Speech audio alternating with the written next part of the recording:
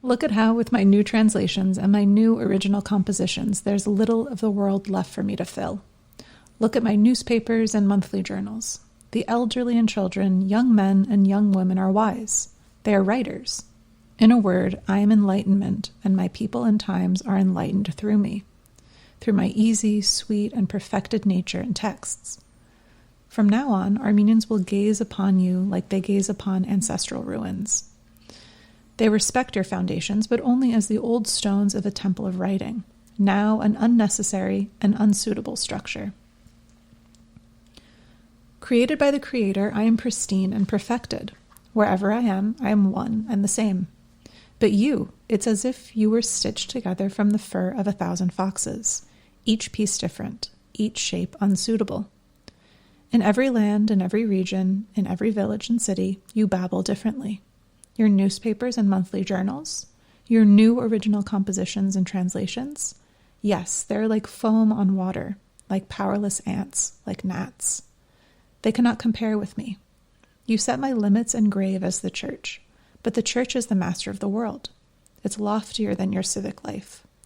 The church does not grow old, young man. Time has no effect on the church, nor does it die.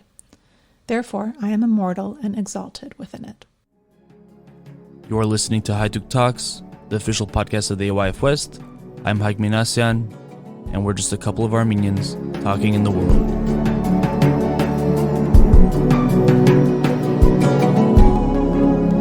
A couple of Armenians talking in the world. Welcome, Jennifer. It's a pleasure to get to speak with you today.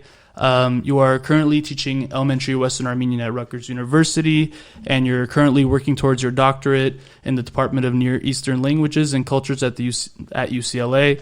And your dissertation is about Western Armenian language standardization in the 1700s to the 1900s, correct? And which this is perfect because we've done so far 3 parts on Western Armenian. I think this is a perfect way to kind of wrap up this mini series on Western Armenia, shedding some light on the history of the Western Armenian language. So thanks again for being here with us. Thanks for having me, Haig. So you were just reading us a satirical dialogue between a father and a son or whatever, a child, and each one was kind of playing a part, right?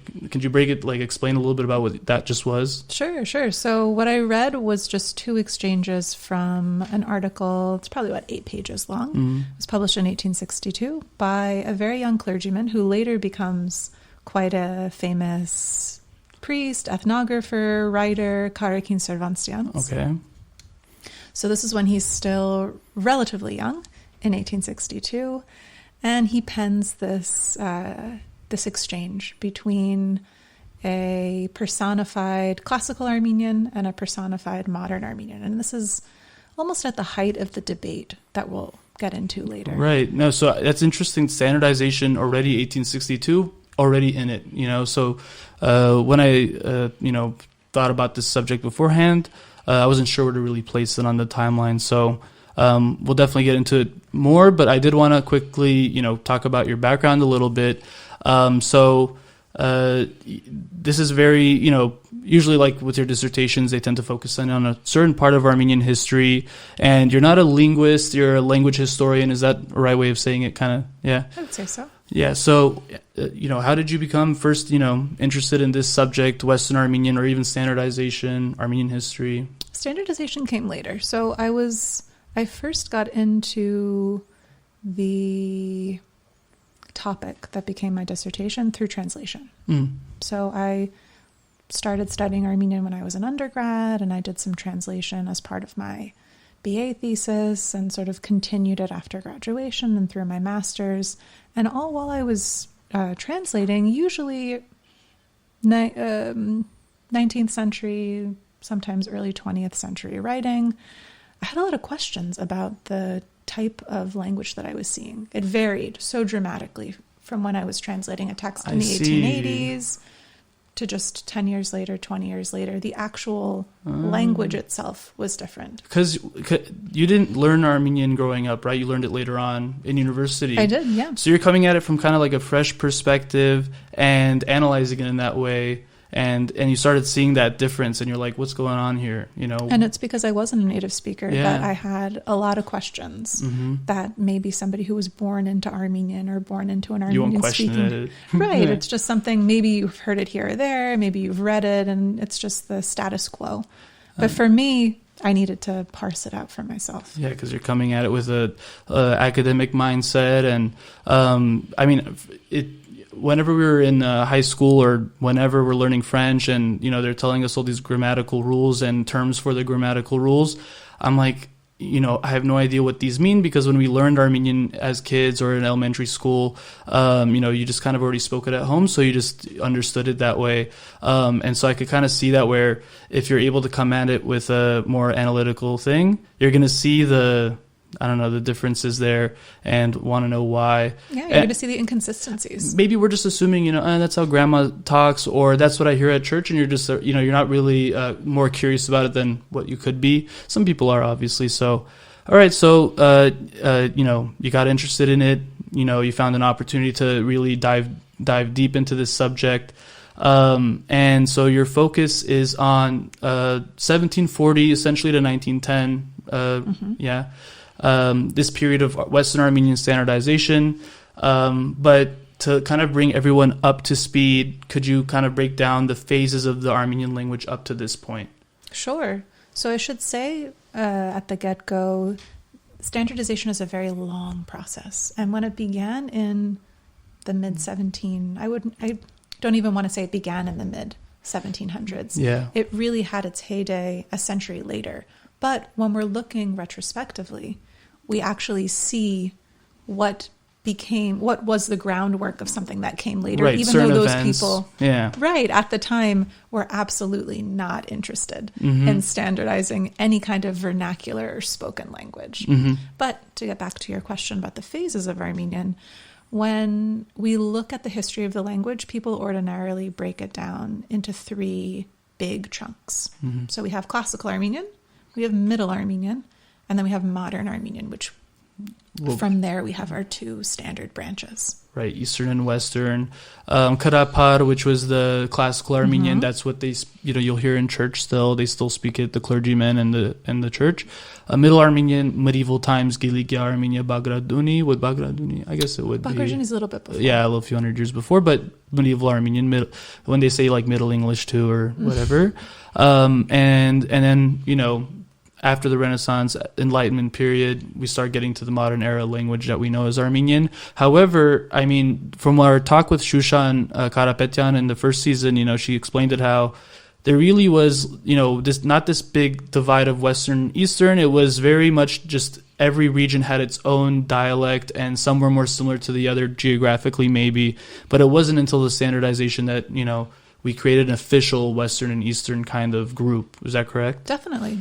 So standard languages are engineered languages. Yeah. These aren't languages that naturally emerge. Organically emerge. No, yeah. They're very deliberately cultivated. Yeah. The architects of the language choose what they'd like included and what they'd like excluded, which is the focus of my dissertation, what they want excluded. But what's difficult for us nowadays is to think about how at one time there were very distinct spaces in your life where you would use certain forms. So people who could write. That was an extraordinary skill in Ottoman times, to be able to read and write. Yeah. Up until like 100 years ago, probably, you know? So those who could write just knew that they would write differently than the way that they spoke at home with their mom and their siblings and their dad. I mean, we still do that when we write an essay for school. We're not writing it like how we talk at all, you know? What I did want to ask was just to kind of paint a picture of maybe what are the simple differences between Western and Eastern. How would you describe like the grammatical or linguistic differences between the two dialects? So there are grammatical differences. Right. That's the main one. Right. So declensions, which is a term that you would know if you've studied the language formally. Those are... is that the sound? Versus eats. Oh. So Tobrotsen versus Tobrotsits. There's also that third letter that we can't pronounce in Western Armenian that they can pronounce in Eastern Armenian. Yeah, right. So phonological differences, the way that you pronounce certain letters of the Armenian alphabet. Obviously, the Armenian alphabet is used to write both Eastern and Western Armenian. Yeah. There are some orthographic changes, so spelling differences because of changes that happened during the Soviet period. Well, I feel like that in itself, the fact that, the same letter can be pronounced in two different ways is itself kind of proof that the written was separate or different than the spoken, on its own there. Not less necessarily proof, but another way to kind of like picture that. And then we say g, but what would we call g? So those are grammatical differences. Those are grammatical differences. Yep. And then the little things here and there. And then, Eastern Armenian is what's spoken in Armenia and in Iran, Republic of Armenia, and then a lot of the diaspora speaks Western. But at this time, that you're studying, would you say the I don't know, not the majority, but the bigger Armenian world kind of, I feel like geographically at least, was kind of placed within the Ottoman Empire, and Western Armenian was a major Armenian language at this time, would you say? No, not at all. It absolutely was not. But in comparison to maybe Eastern Armenian or in general, but I don't know. So there wasn't a unity of language, huh? No, I mean Armenians in the Ottoman Empire spoke sometimes monolingually, just Turkish, a language that was not Armenian. Yeah. And then those that did speak varieties of Armenian spoke regional varieties of Armenian. Western Armenian was not a spoken language until the very, very end of the 19th century. Yeah.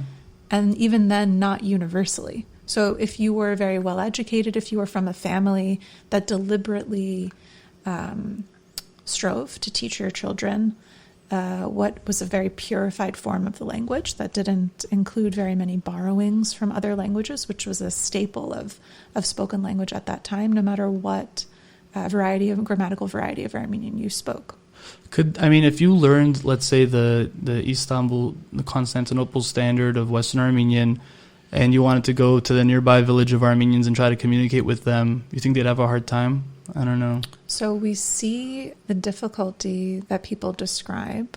Yeah. Migrants from the eastern provinces coming to the capital. And trying to talk to the Armenians there, and they're very like... difficult. They're using slang words, they're using Turkish and Arabic and whatever words in their language, the people from the eastern provinces maybe. So the borrowings wasn't really the issue. It was the grammatical differences between those varieties of Armenian. Because think about how geographically separate those places are. We're talking about the Ottoman capital, we're talking about Constantinople.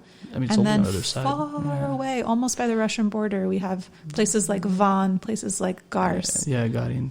No, it's true. So then do we know this Constantinople, let's say Armenian dialect or variety, do we know does it have a place in historic Armenia, quote unquote, or was it just its own dialect that emerged over the centuries and they kind of pieced that thing together and made that the standard? So this is a question that's still being researched. It's still sort of being debated. There are some people that advocate for the idea that the Armenian variety of Constantinople, that didn't become the basis for the standard, though we should distinguish the spoken variety of Constantinople from what became the written standard, because they were very different. Hrace Ajaryan, who was he's like one of the main guys in the beginning, very well-renowned linguist. Yeah, Parisian, French Armenian. Right, so he was one of the few Ottoman Armenians that was a trained linguist, a trained philologist. He broke it down. And he wrote a lot about different varieties, different dialects of Armenian, including his native one, which was the dialect of Constantinople.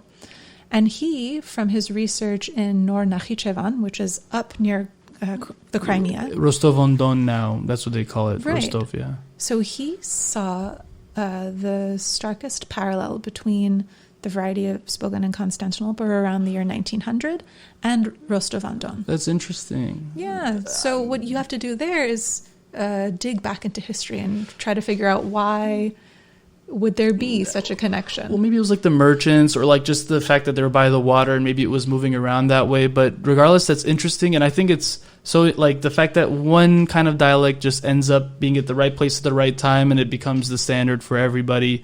And I did want to ask actually earlier if, this standardization process was becoming a thing around this period in all countries in the area, or and I feel like it's a natural evolution of a nation, quote unquote, Exactly. right? It has to do with the process of nation building, right? Administration and this and that, and creating a bureaucracy, and we need to have a communication tool between everyone. Leads me to my next question, just to simply maybe like spell out the definition. How would you describe standardization of language?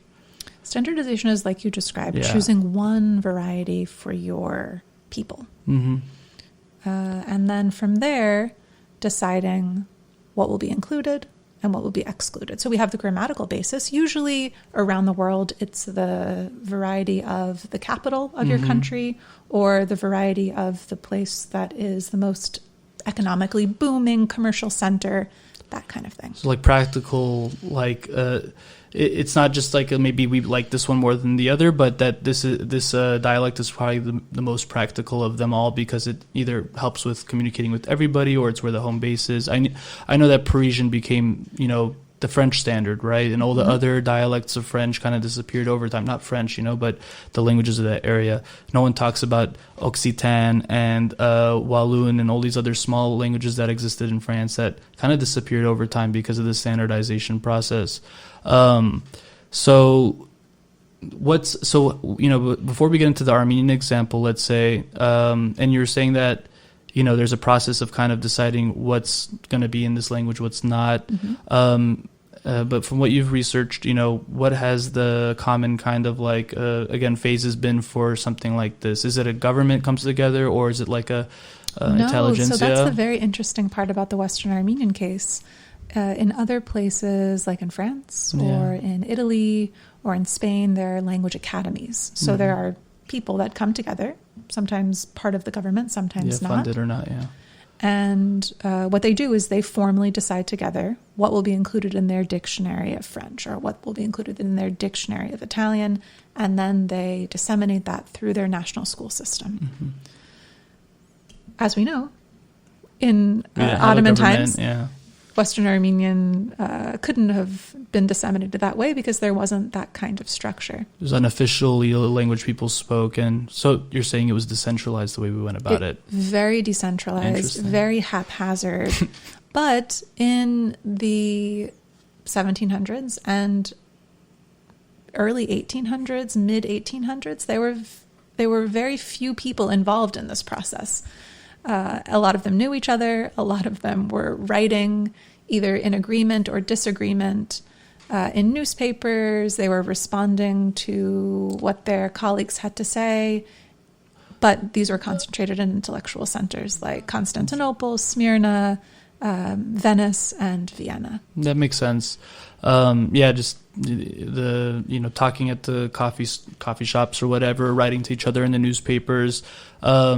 But I want to emphasize that this is at the level of the intellectual elite. These conversations were irrelevant to people who were not. They probably didn't even know what was happening. Probably didn't know what was happening. And then 50 years later, they're like, "Oh, they made this." Well, then let's talk about that. Where 95% of the Armenians, 98%, who knows what the percentage is, that just live in the regular towns and villages. Even if it was in Istanbul, a common folk, let's say, what they were speaking.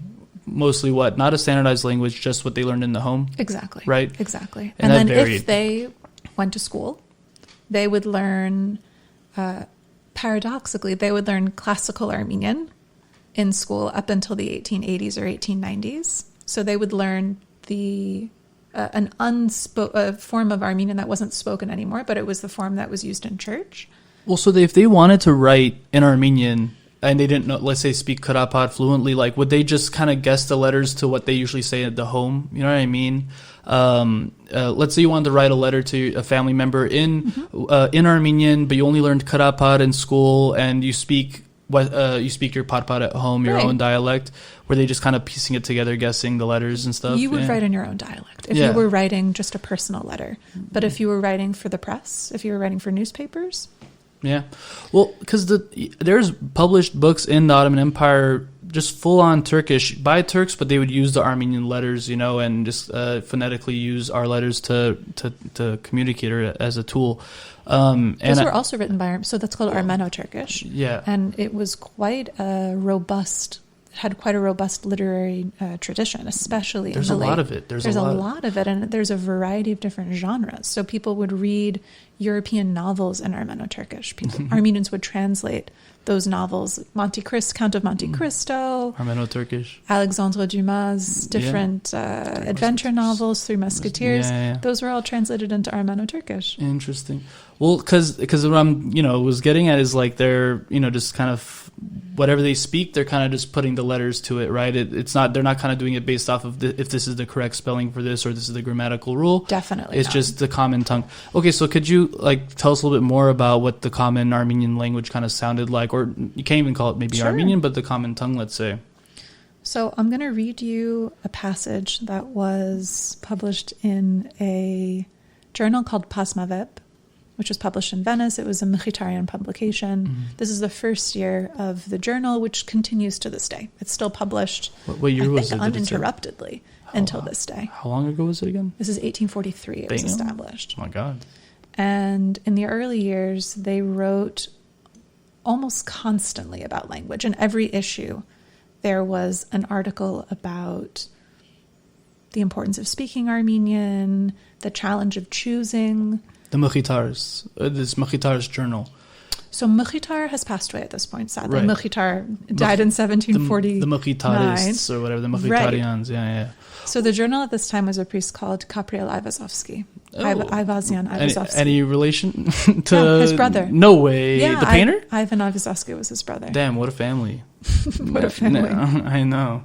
And they're expressing themselves a lot. No, so the real fast, because we talked about it in Daniel's episode about the Catholic Armenians and Mkhitar going and establishing this monastery, this not sect, right? I guess Catholic Armenian rite in Venice, and they became an educational hub and were really like a foundation for Armenian national identity. And I guess the proof of that is in these discourses they had about language and what is Armenian, right? Mm-hmm. So let's hear what they had to say. So the way that this was published was they have side-by-side columns of the spoken language and then what I call the purified vernacular, so the early form of what becomes Western Armenian. Interesting. So I'll read for you what they call Bosetsvots Lezvin Orinag, an example of the language of Constantinopolitans. Mm-hmm. Նախը գնենքի մեկ օրմը bütün թրջուններուն թակավոր դրվելու գլամեար, filan or filan դեղ bütün թրջունները բիրիկնիշ ըլանքի մեջ վնին են յախշխլն որնեն է, անիգակ թակավոր ըլա բդոր դեյի թլալ գկանչե. Oh, I understood it was about birds. It's about birds. There's a king of the bird maybe, but... I could barely understand that. That's crazy. That is like an example of a common, maybe an Armenian speaking, huh? So we shouldn't say common, Armenians maybe. Across the board, right? Because we do need to focus regionally. But that for this region, for Bolis, wasn't the Bolis? Yeah, that could be what a common Armenian sounded in the 1840s. Huh? In the 1840s, crazy.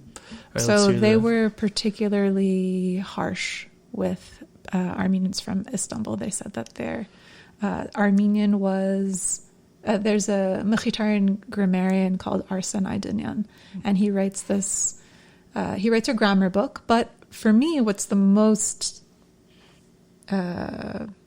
interesting part of the text is this 300 plus page preface that he writes on the history of Armenian. Okay. And he says that there is probably not another language on earth or another variety on earth that used as many borrowings as the Constantinople variety of Armenian, except maybe Maltese, which is known to be an amalgam of different. Well, he obviously didn't know English yet, because English, I feel like, is also up there with just being an amalgamation of every language in the world. But I was about to say just 300 pages of tearing up Bolis Istanbul Armenian, but luckily the whole thing isn't just him digging then into you're them. like, it's the history of the Armenian language. Right. But I was like, okay, good. It was like 300 pages. So we got a good idea of what that sounds like, and then let's hear the Western Armenian standardized version of that same text now. Okay. Gabadmente orma polor turchunerun takavorma turvelu olalov, karos gagartatsvin, te sa oras sa dere, polor turchunere jorvin, vor mechernin amenen keretsiga, vorene, aniga bidi undervi takavor. So I understood that. A little bit easier to understand for us, right? I can't help it. We learned the standardized version. But if you noticed in this, so I mentioned that this was published in 1843. And what I want to emphasize is that things that maybe we today think of as impure, and I'm putting that in quotes, at that time was not an issue. So today, a lot of purists have an issue with the word ne. Ne. And in this passage, we see it. And even in this this selection that they're calling the purified version, it has it in there. We have it in there. In the 1840s, ne was not a problem. Well, I heard it in the common tongue version too, right. Which was that's why I would say, oh look, it's both in there, but I didn't even notice it in the let's say the standardized version.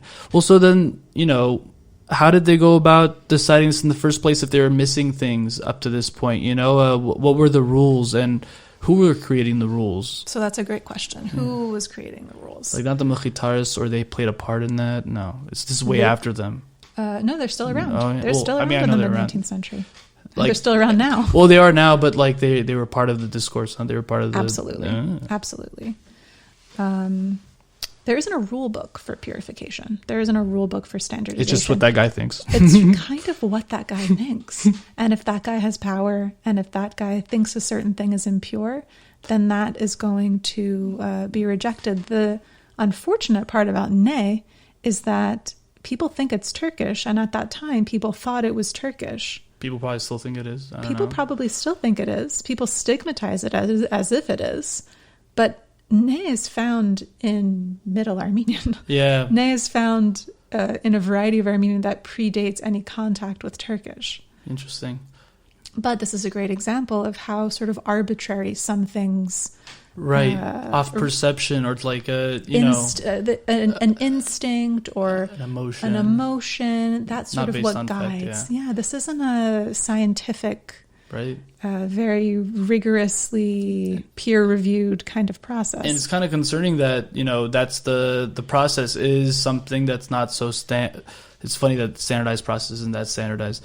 What else could have they gotten wrong, or, what else could they have, this decision-making could be concerning if, not the wrong guy's in charge, but I guess... It's good to keep the focus on the fact that this is a process that is a human endeavor. Yeah. This is an ideology that's produced by individuals with a certain agenda. But do you think it had to happen eventually, though? No, it didn't happen? Standardization didn't happen.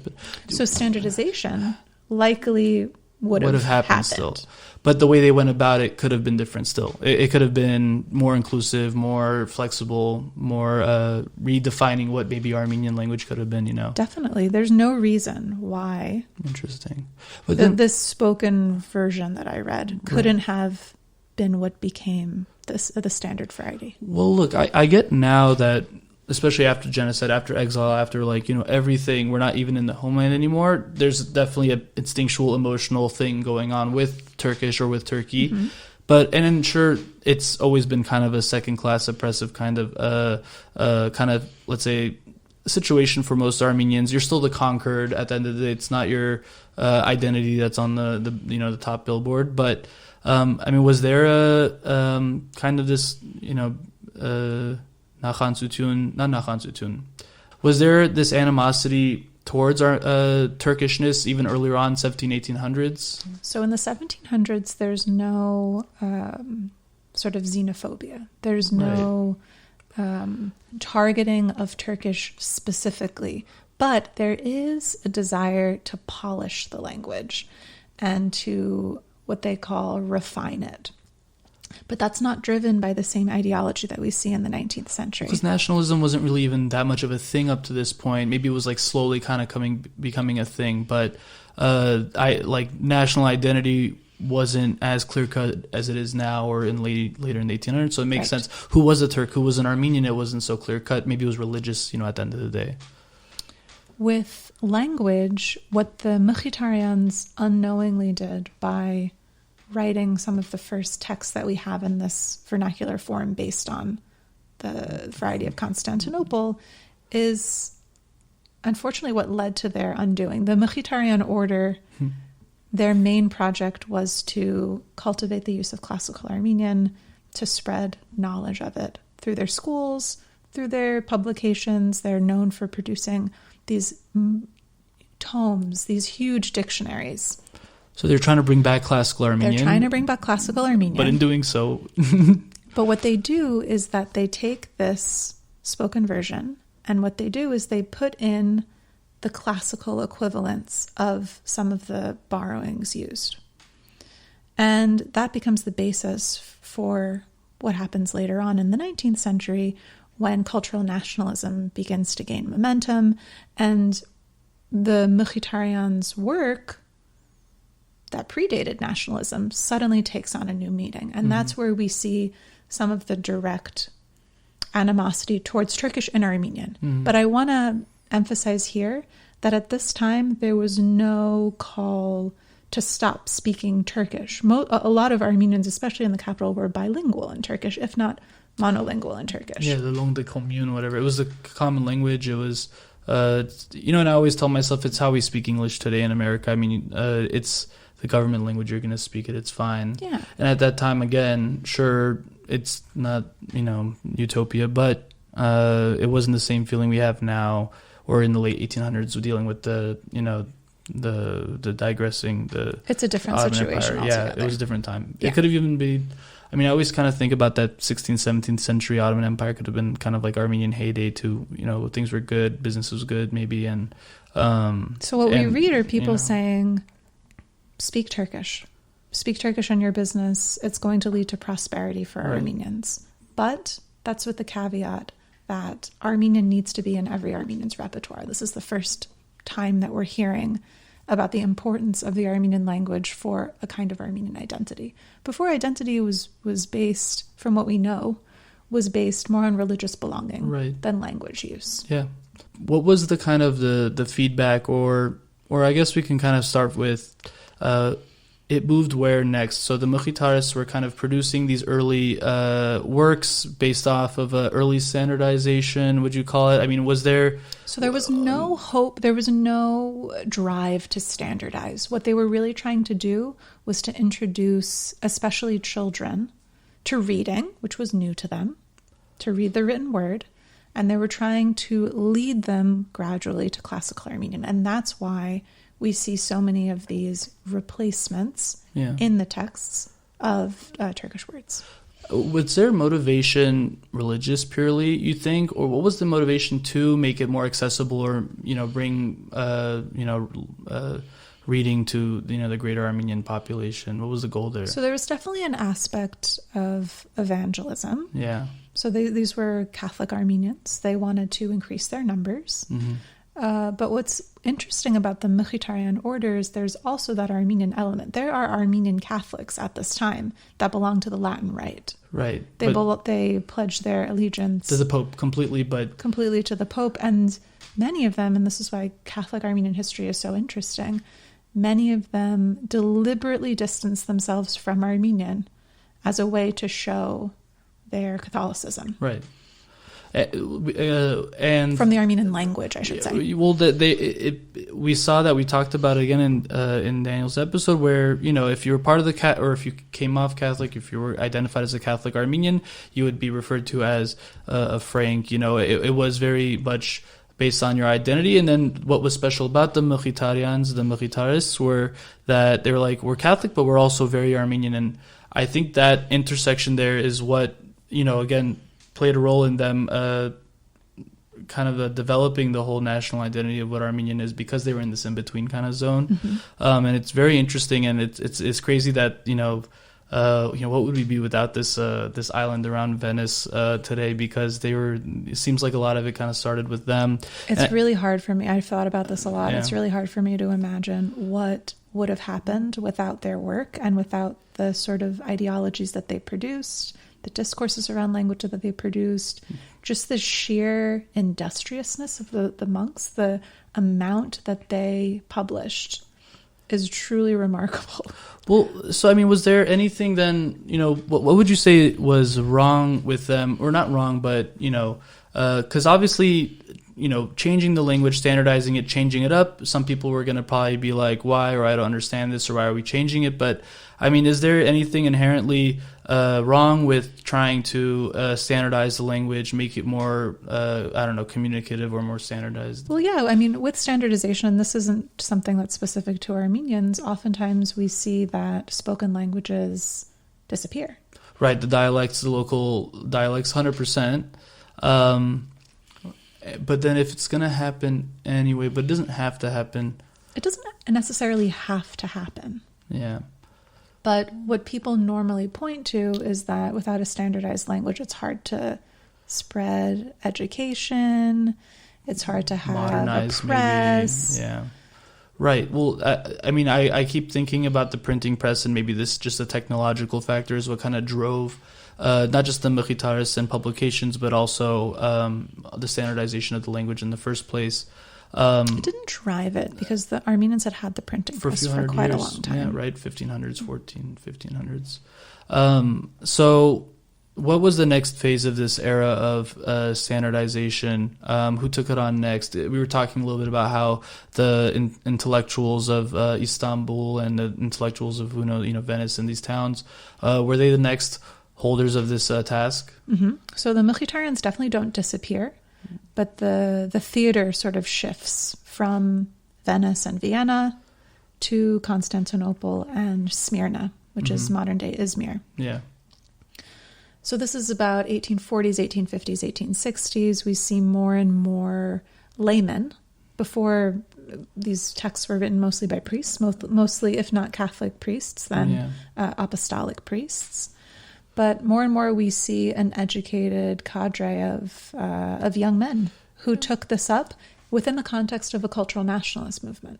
Were students, artists, or also like bourgeoisie, businessmen? What would you say? A lot of them, strangely, were trained as doctors. Oh.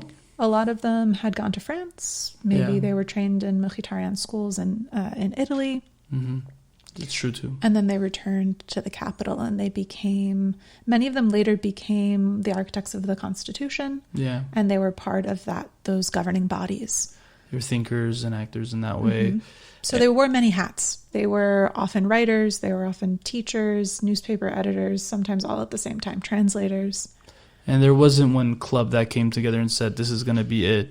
It was, did it just kind of naturally come to what we know today, or was there finally a kind of like an institution that said this is going to be it? No? There was never an institution. That's the very interesting part about this particular case, is that everything is very slow. Things are slow to change, and it's very haphazard. Well, so then how can we be so sure of ourselves to say this isn't this or this isn't that, when even the formation of this thing was, haphazard, as you said, or fluid or whatever? Everything should be done with a grain of salt. They said this, but there was, it wasn't a consensus of a community or whatever. These are decisions by specific people that then get written down, and then once you lose touch with that history, you see what they've written down as if it is the rule, the thing to follow, forgetting or not even knowing that these are sometimes arbitrary decisions. Well, so the Mkhitaryan are kind of developing an Armenian that can kind of adapt to the greater population, but they were still trying to bring forward Karapar, as still the goal of it was still to make it the common reading and grammatical style. But what were some of the difficulties they had with trying to, clean that, not clean, but develop Karapar into a more standardized modern form? So what we have to remember is that classical Armenian doesn't disappear. Right. It's still in the churches today. And it's still in the churches today. And then up until the very end of the 19th century, there were still advocates, quite powerful people, who thought that it was a viable idea that classical Armenian would be the language of the press, would be the language of education, which it was for a very long time, that it would be the national language. But for anyone who studied classical Armenian, they know that it is a very difficult language to master. And it is very distinct from spoken forms of Armenian. So there were some practical challenges there. Right. Would they be able to use it in their daily lives when, there's, even today with a lot of new technology, we don't have the words to describe certain things in Armenian, or maybe we do, we have to create it. But maybe they had that feeling too of like, look, in this Karapar dictionary, we don't have the terms to, discuss modern things, is that an example of maybe a difficulty of using the old Karapar? Or so the Mkhitaryan's were pretty good because they would create classically inspired terms. They were creating terms, okay. They were creating terms. That wasn't the biggest problem. The issue was that there was an opposition group, and the opposition group was advocating for a modern variety of Armenian turned into the national language. So I see. We have two groups, and they're both trying to determine what the quote national language will be. I see. Are we going to go all the way and create something new, or are we going to kind of we're going to use the old one, but maybe like adjust it a little bit? Exactly. Okay, gotcha. Infuse it with some new terms for our modern life. Got it. And we'd be good to go. So that's what the advocates of classical Armenian wanted. The advocates for modern Armenian were seeing in Europe, in the US, in other parts of the Ottoman Empire, that a modern language was a symbol of progress, modernity, civilization, all of these terms that they are the West obsessed with. Yeah. Still, yeah. No, and it seems like they ended up winning, though, or, you know what I mean? How did they end up, let's say, convincing the other side or just overpowering the other side? And so for a very long time, they were drowned out. Their voices were drowned out because the church... Still very powerful institution. Still very powerful, but it wasn't even just priests, and it wasn't even just the patriarchate that was advocating for classical Armenian. You had a lot of other laymen who thought that it was a great idea. Traditionalists or whatever, more conservative people in intellectual circles. So they were the dominant voice. But then we get into the late 1870s, 1880s. By the 1890s, this is a stale conversation. And more, it's the voices that are advocating for classical Armenian that are being drowned out. Yeah. And when we look at the history of standardization, not just in the Armenian case, but more generally, the process of building dictionaries, the process of writing grammar books, that only happens once your competition has been squashed. Yeah. So by 1890, we see that classical Armenian is no longer a contender for the national language. And at that point, more and more dictionaries are coming out and grammar books are being written. The language is being taught as a separate and independent language from classical Armenian in schools, which was a very big deal and took a very long time to happen. The Western Armenian that we know today, was there something fundamentally successful about its standardization that became not popular but institutionalized throughout the diaspora or throughout the Western Armenian world that the Karapar didn't have? Or was it just because of the overpowering figures of that time choosing it just became so? Does that make sense? It's more the second. It's more the second. And what's unfortunate and sort of surprising to me is that the advocates of classical Armenian, for so long, modern Armenian was referring and talking about advocates of classical Armenian as aristocratic, elitist, not in touch with the ordinary people. Yeah.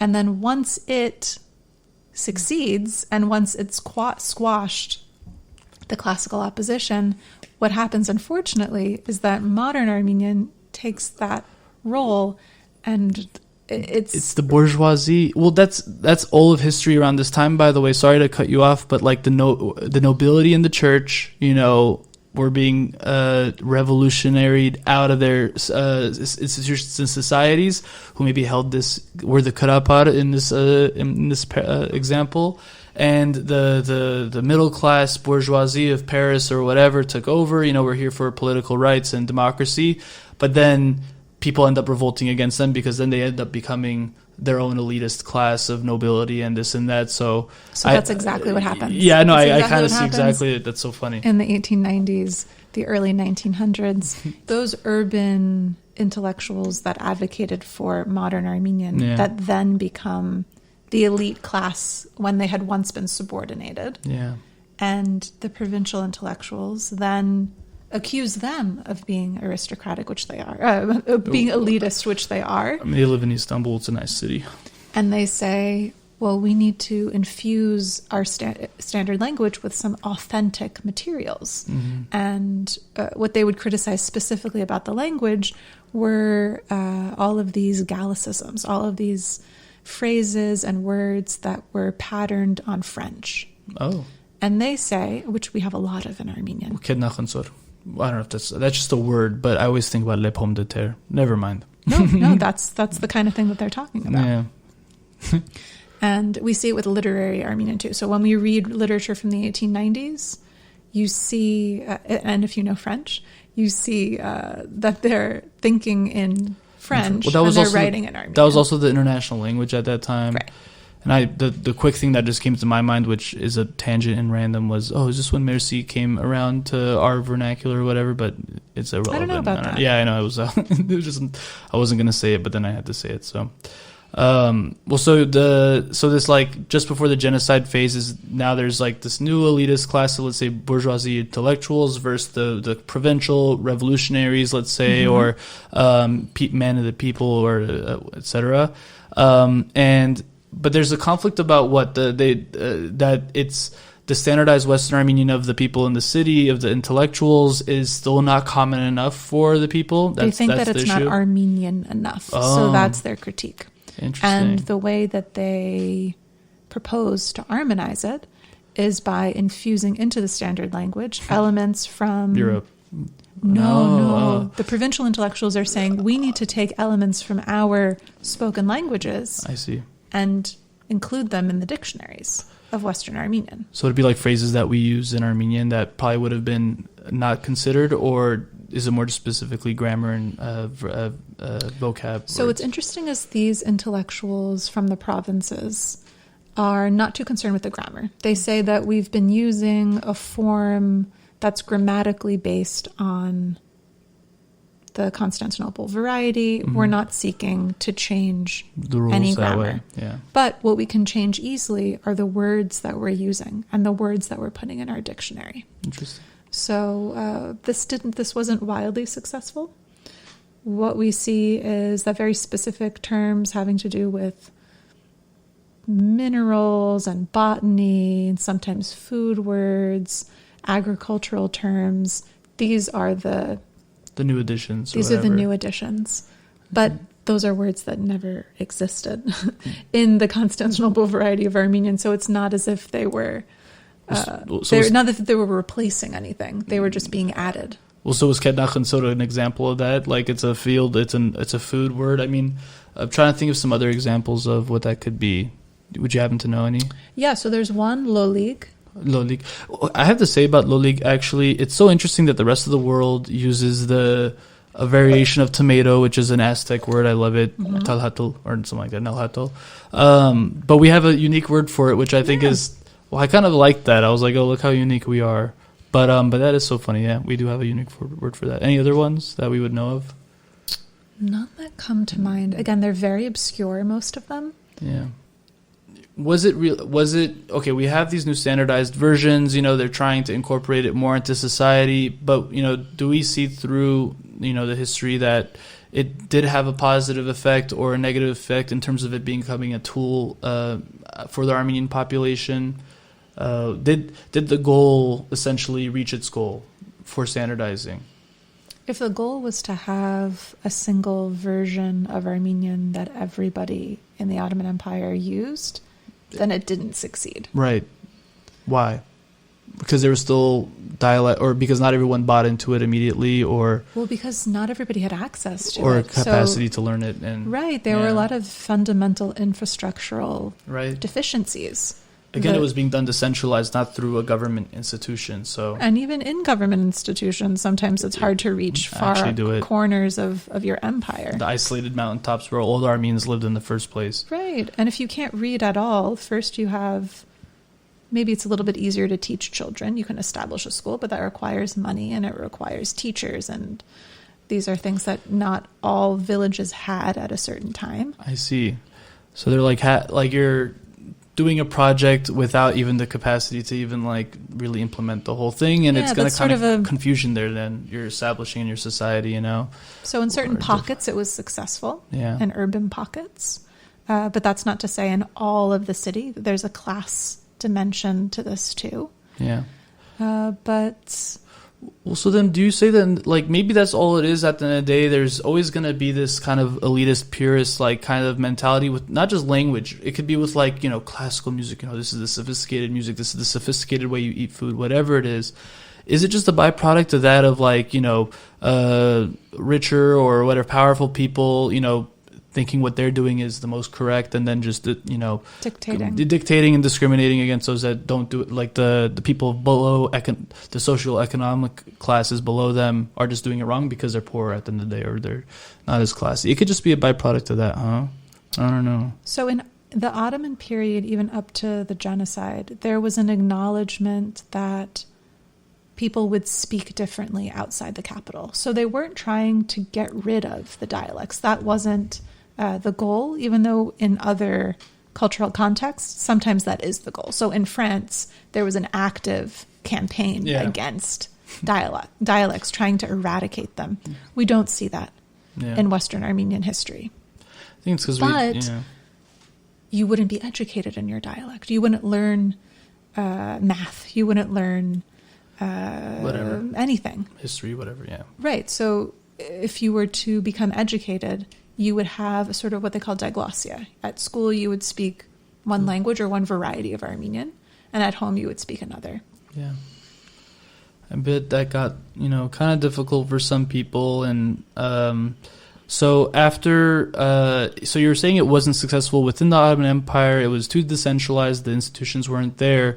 But, you know, does that mean that maybe post-genocide it was successful because everything was kind of broken down, or because the villages were all gone and everyone was in the same refugee camp? So this is a theory that I have that I haven't explored too much, but it's something that I think about, Yeah, it's something that I'd like to end my dissertation reflecting on, and then maybe it will be an additional project, because that's where all the arrows are pointing. Well, because I know that they brought in Armenian teachers from Istanbul and Constantinople after the genocide. They brought them to Lebanon, and they were some of the early instructors in Armenian language to that new generation. Because, I mean, we hear it today. A lot of our friends who had grandparents from Lebanon, they didn't speak a lot of Armenian. They still spoke Turkish very commonly. That post-genocide generation, you know, especially if most of their family was gone and they were young, you know, they didn't bring with them their dialect or their regional parpar, and so they were freshly, or I don't know, and now they're being taught the standardized Armenian, and we went from there. I mean, so I like the theory that you're kind of getting at. I get it, you know, because it makes sense, right? If you're not from an Armenian speaking household, but you are part of an Armenian community in Lebanon in the 1930s or the 1940s, the only variety of Armenian that you're exposed to is the standard variety that you're learning in school. Mm-hmm. And to you, that is Armenian. That is Western Armenian. And that is the one form that you both speak and write. Well, let me ask you this. Let's say there was no standardized Western Armenian and we had all these Armenians in Lebanon who escaped the genocide. Would it be possible to introduce to them an Armenian that they could learn and speak Armenian again without a standardized version? Like, you'd have to, again, probably pick a variety, you know, and obviously maybe the Church Armenian, the Karapar wouldn't have worked either, you know. So Not that we got lucky with having the standardized version, but there it was maybe convenient in choosing something to teach these people Armenian. You already had the textbooks. Yeah, we had the you teachers, already had the instructors. teachers. Yeah, right. Because at that point, it had been taught in schools for about 20 years. I mean, me growing up, so by the way, my mom's side, they're all from Bolis, all educated women. They're all, even my grandma's grandma or mother, they're all Armenian school teachers. My Armenian nationalism really comes from their end. And I grew up with Mkhitaryan, Khosir, Mkhitaryan. I mean, most Bolsahai friends I meet still know a good amount of Turkish in their household. My family, my mom's side, none of us learned it because they only spoke pure, clean, pure Armenian in the house. And I couldn't even get through a sentence without being interrupted saying, you said it wrong, you said it wrong, you said it wrong. Granted, I was able to power through. Not everyone is able to do that, obviously. But it's interesting now for me to, I have the puzzle, or I have the puzzle pieces now. I could kind of see where that all came from, And at the same time, my Bolsahai side of the family does have a Kagan bourgeoisie kind of like a vibe. They want to have that vibe too. So it also goes hand in hand with this wannabe elitism and hand in hand with its purism. We're from the city, we're not from the village. I hear that stuff all the time. But it's and we still have this kind of debate today. What's Armenian, what's not Armenian, and it's really cool to see that. Not cool, but it goes back from the beginning. There's been people like us sitting down and talking about it for the last 300 years, and there's still not a common consensus. It's still probably being developed too. We're seeing how Armenian is even changing today. And so, I mean, what's your big takeaway then from, all the 300 years of your standardization period? What should we learn from this? What surprises me is how recurrent these themes are. Right. Exactly. I mean, even you mentioned that I start my study with the Mkhitaryan's, and one of Mkhitar's main fears is that Armenians without classical Armenian will lose their sense of identity if they don't have a single shared language. So he's already concerned about dispersion and cultural assimilation, linguistic assimilation, for him, religious assimilation, because Catholicism, like you mentioned, ultimately meant distancing yourself from Armenianness, and he was seeing that in Eastern Europe already. That's very interesting. So we still talk about that, right? Yeah. We still talk about fears of assimilation, about losing your language, losing your identity. How important is the language to keeping the identity? Right. And I'm not convinced that that's ever going to change if we're still in this paradigm, if we still think about language in this way. But to see to see these ways of thinking as having a history sort of puts it in perspective. Yeah. You see that you're not battling something new, and maybe it will help you to turn to historical sources to see how they grappled with it. Yeah. I'm seeing almost the same words, the same phrases used in 1850 that we're seeing today. And that's what I was getting at earlier. It's so funny to see it just become so cyclical, and I get the comfort that you're getting from it. You're comfortable, the comfort you're seeing is like, it's been spoken about, it's happening again today, and that means that it could be very well be the discourse in 100, 200 years from now, which means that we'll be around and we'll be talking Armenian still. Who knows what it'll look like and what it sounds like, but something will exist. If it's important to people, they'll perpetuate it. Right. And I think it is important to people. It's so important to us. And that's where I think the craziness of trying to keep it pure or trying to do this or that with it, maybe we feel like we're not succeeding in incorporating in our daily lives or teaching it to the next generation, but still it's important to them. What would you say, what are some ways that we can maybe incorporate it in what do you tell your students if they want to keep Western Armenian, alive in their daily routine? Since so much of everyone's daily routine revolves around social media, one of the first things I tell them when they start the class is to follow some accounts on Instagram. Some Armenian accounts, whatever. Like Aghvor Paner. Yeah. There's some Bıghbıçak I is love a good Bıghbıçak. one. I love Bıghbıçak. So these are funny, usually funny. Little meme, yeah. Little memes with short sentences. Yeah. So short that if you don't know a word or two, it's not going to take you very much time to look it up. And look, there you've given yourself a dose of Armenian for the day. Yeah. Boost of confidence. And you're just being exposed to it. I mean, that's why I like Garin Angorinyan's Hayren Haiku. It's the same thing where they're very short. Or in general with poetry is like, I tried reading books and I was like, this is too much. Reading short haikus in Armenian was something that I can do in a sitting and mostly understand. And if not, you could look up the word and actually digest what you're reading.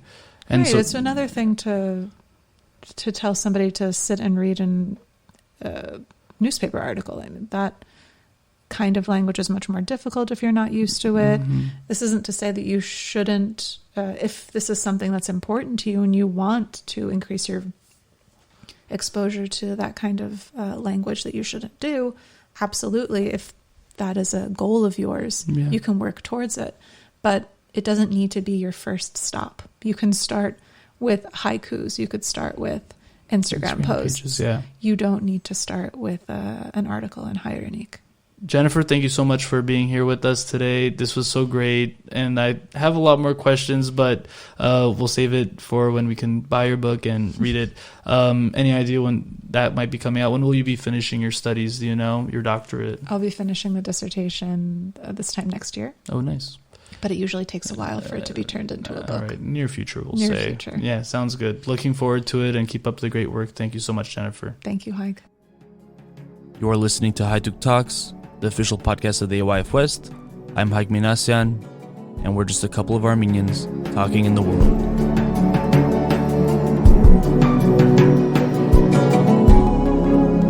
A couple of Armenians talking in the world.